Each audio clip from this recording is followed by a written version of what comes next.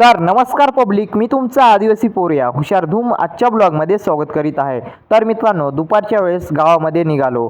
इकडे मी अफान भाऊंच्या दुकानामध्ये आलो. तर इकडं काम चालू होतं PVC सिलिंगचं.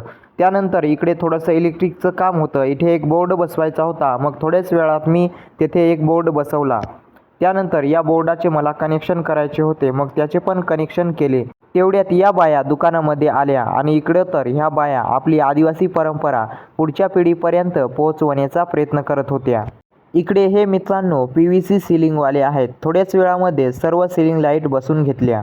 आज अखातीचा सण असल्यामुळे बाया जागोजागी आडवत होत्या आणि इकडे तर सुंदर उगवलेल्या गवराया घेऊन या पोरी बुडवण्यासाठी जात होत्या.